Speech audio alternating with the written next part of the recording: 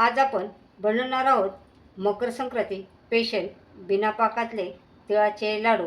हे लाडू अगदी झटपट आणि कमी वेळेत तयार होतात। करायला पण अगदी साधे सोपे आहेत आणि कोणालाही पहिल्याच प्रयत्नात जमणारे लाडू आहेत आणि खायला पण तेवढेच टेस्टी, हेल्दी, पौष्टिक आहेत। आणि हे लाडू त्यातले त्यात लहान मुलं, वयस्कर माणसांना खायला तर एवढे मऊ आणि खुसखुशीत लाडू आहे। तर आपण आज बनवणार आहोत मकर संक्रांती स्पेशल तिळाचे लाडू। मग चला तर बनवायला सुरुवात करूया।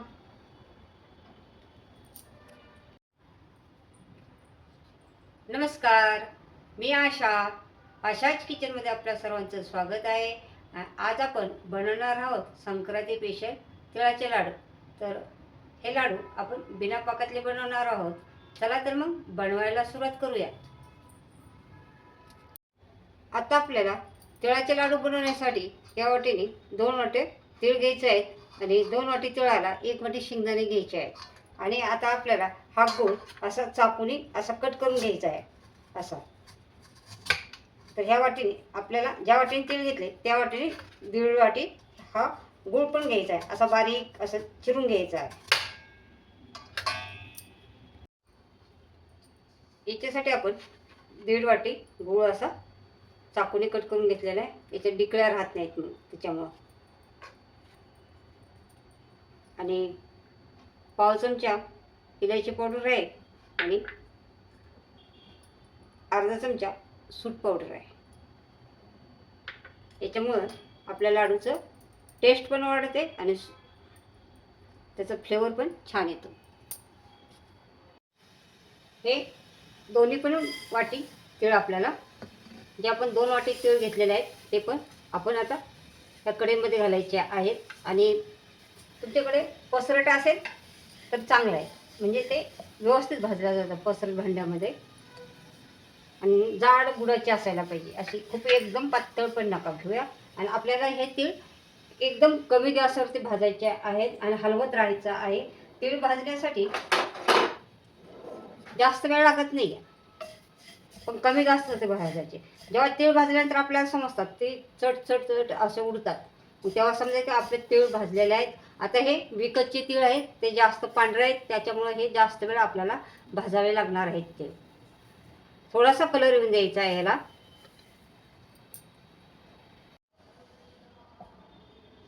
हे पहा, आपले तीळ असे भाजलेले आहेत। पहिले किती वाईट होते, आता बघा आणि किती फुललेले आहेत। तर असं समजायचं आपले तीळ अगदी छान आणि मस्त भाजलेले आहेत आणि त्याचा वास पण असा छान खमंग सुटलेला आहे। हे पहा, आता तीळ आपल्याला थंड करून घ्यायचे आहेत। तोपर्यंत असं पसरट भांडं घ्यायचं आहे। तुम्हाला दिसते असे कसे भाजलेत ते। हे थंड करायचे। त्यानंतर आपण 1 वाटी शेंगदाणे घेतले, ते आपल्याला भाजून घ्यायचे आहेत। हे शेंगदाणे पण कमी गॅसवरतीच भाजायचे आहेत। अगदी कुरकुरीत असे शेंगदाणे झाले पाहिजेत, कमी गॅसवरती भाजायचे।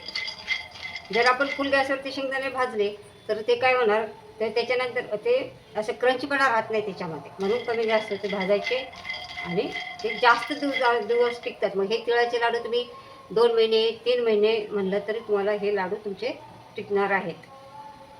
करायला सोपे, खायला तेवढी टेस्ट आणि चवदार। असे खरपूस भाजून घेतलेले बघा, कसा खळखळ खळखळ आवाज येते, असं तुम्हाला भाजून घ्यायचे शेंगदाणे। आणि हे शेंगदाणे पण आपल्याला थंड होऊन द्यायचे आहेत। थंड झाल्यानंतर आपल्याला त्याचे छिलके काढून घ्यायचे आहेत। हे प्लेटमध्ये आता मी थंड करायला ठेवलेले आहेत, असे चांगले थंड होऊन द्यायचे। आता ते तोपर्यंत इकडं थंड झालेलं आहे। असे कुरकुर कुरकुर कुरकुर झाले ते सुद्धा असे थोडेसे, तुम्हाला जर वाटलं तर तुम्ही थोडेसे 2-4 तीळ खाऊन पण बघू शकता। ते भाजलेले पण चव येते आणि क्रंचीपणा पण येतो त्याच्यामध्ये। आता हे शेंगदाणे थंड झाले की ह्याचे वरचे छिलके काढून घ्यायचे आहेत. हे छिलके काढण्यासाठी तुम्हाला एक नॅपकिन घ्यायचा आणि त्याच्यावरती हे शेंगदाणे घालायचे आहेत. मी आता हे 1 वाटी शेंगदाणे याच्यात घातलेले आहेत आणि हे छिलके बघा. आता आपण हे काढणार आहोत. ह्याला तुम्ही आता थोडंसं असं चोळून चोळून घेऊ शकता किंवा असं थोडंसं असं आपटून पण घेऊ शकता. असे आपटले तर लगेच शेंगदाणे येतात. बघा शेंगदाण्याचा आवाज किती कसा येतोय, तेवढेच क्रंची शेंगदाणे झाले ते. असे करायचे आहेत. मग हे बघा असे ह्याचे छिलके निघतात. अशा प्रकारे आपल्या सगळे छिलके काढून घ्यायचे आहेत. असे हात लावले तर लगेचच निघतात ते म्हणा. असा एक झारा घ्यायचा आहे आणि याने कसं छिलके खाली राहतात आणि शेंगदाणे वरती येतात. हे पहा असे शेंगदाणे आपल्याला चाळून घ्यायचे आहेत. आहे ना सोपी ट्रिक. असं जास्त ह्याचे छिलके घरभर पसरत नाही, ते इकडे तिकडे म्हणजे फिरत नाही, ते मस्त आहे.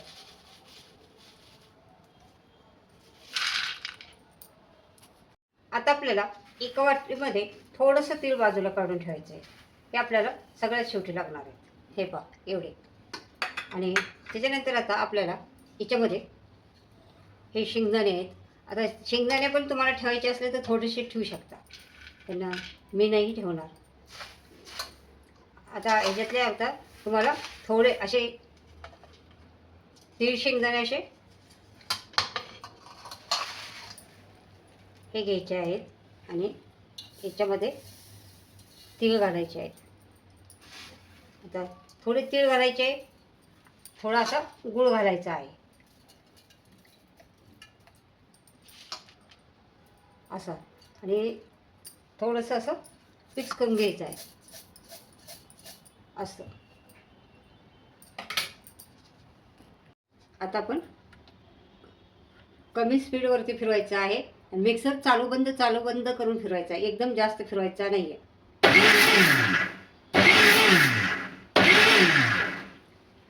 आता आपण बघूया. हे बघा आपलं असं हे मिश्रण तयार झालेलं आहे. जास्त बारीक पण नाही करायचं, खूप असं तिळ असे अख्खे पण नाही ठेवायचे, कारण आता हे आपण काढून घेऊया. हे पहा असं तीळ गूळ मिक्स करायचं आहे आणि सगळं एकदम मिक्स करायचं नाही. थोडा थोडा प्रत्येक वाटण्यामध्ये तुम्हाला थोडा थोडा घालायचा आहे आणि कमी ह्याच्यावरती असं फिरवायचं आहे. चालू बंद करायचं आहे. हे बघा अशा पद्धतीने आपल्याला हे वाटून घ्यायचं आहे. आपल्याला शेंगदाणे बारीक करायचे आहेत. शेंगदाणे पण तसेच करायचे आहेत. त्याच्यामध्ये पण गूळ मिक्स करायचा आहे. चालू बंद करून मिक्सर चालू बंद करून वाटायचं आहे, कारण एकदम स्पीडने मिक्सर चालू करायचा नाही. आपले शेंगदाणे पण वाटून झालेले आहेत आणि तीळ पण वाटून झालेले आहेत. आता आपण शेंगदाण्याचं कूट पण याच्यामध्ये काढून घेणार आहोत. हे बघा हे कसं झालं. त्याच्यामुळे आपले शेंगदाण्यामुळं थोडंसं बाइंडिंग येणार आहे आणि लाडू बांधायला सोपे पडणार आहेत. आणि आपण हे जे अख्खे तीळ घेतले आहेत हे तीळ सगळे याच्यामध्ये मिसळायचे, म्हणजे ते खाताना असे दाताखाली आल्यानंतर खूप छान टेस्ट लागते. आता आपण पाव चमचा इलायची पावडर घालणार आहोत आणि पाव चमचा सूट पावडर घालणार आहोत. हे चांगलं आपण मिक्स करून घेणार आहोत. हे पहा हे लाडू कोणाला पण बनवता येईल असे लाडू आहेत. आपण पाहूया आपल्याला लाडू बनवायला येतात कायचे. कारण हा लाडू जर लहान मुलांना वयस्कर माणसांना दिला म्हणजे त्यांना पण खाता येतो असा हा लाडू बनतो. हे पाहता हातातच नुसता घेतला तर लगेच तो बनायला येतोय. आणि छोटा मोठा तुमच्या आवडीनुसार बनवा, पण ह्याचा आकार थोडासा छोटाच असतो तिळाच्या लाडूचा. जसा ह्याचा लाडूचा हे असेल तर थोडासा याचा असा. पण फक्त असं त्याला ह्याला बनवायला थोडंसं हे लावावं लागतं, वेळ लागतो. असं चांगलं असं दाबून दाबून दाबून असं बनवावं लागतं. अशा प्रकारे आपण सारे लाडू बनवून घेऊ.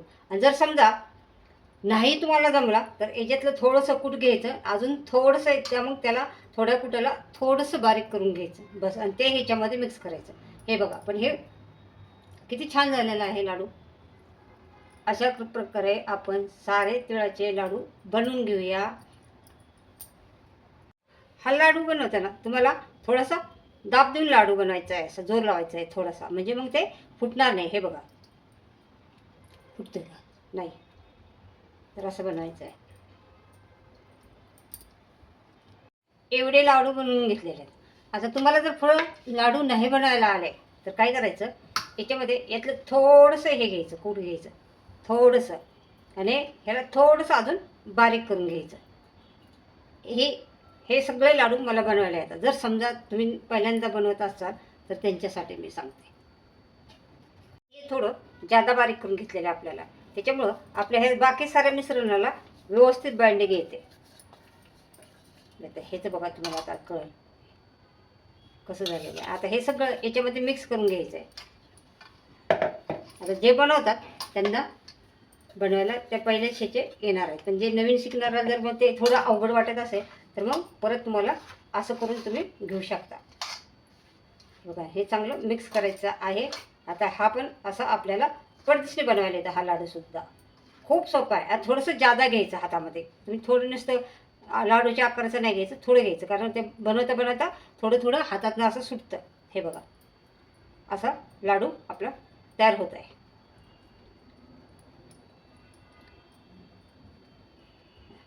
बघा, झालं आपला लाडू तयार. हे पहा, आपले सारे लाडू बनवून तयार झालेले आहेत. ह्या तीळ पण दिसतात आणि बनवायला पण सोपे, खायला पण खूप टेस्टी. चला आपण आता हे सर्व करूया. आपण बनवले आहे मकर संक्रांती स्पेशल बिना पाकातले तिळगुळ लाडू. हे लाडू अगदी झटपट आणि कमी वेळेत तयार होतात. हे लाडू आता तुम्ही संक्रांतीला करून बघा, आणि कोणी कोणी केले त्यांनी मला कमेंटमध्ये सांगा. आणि हे लाडू खायला जेवढे टेस्टी लागतात तेवढेच पौष्टिक असतात. आत्ता आपल्याकडे थंडी चालू आहे आणि थंडीच्या दिवसात हे लाडू आपण सगळ्यांनी खाल्ले पाहिजे. ते तर अशाच किचनच्या चॅनलवरती नवीन असाल तर चॅनलला सबस्क्राईब करा, लाईक करा, शेअर करा. पुन्हा भेटणार आहोत आपण नवीन नवीन रेसिपी घेऊन. तोपर्यंत बाय बाय.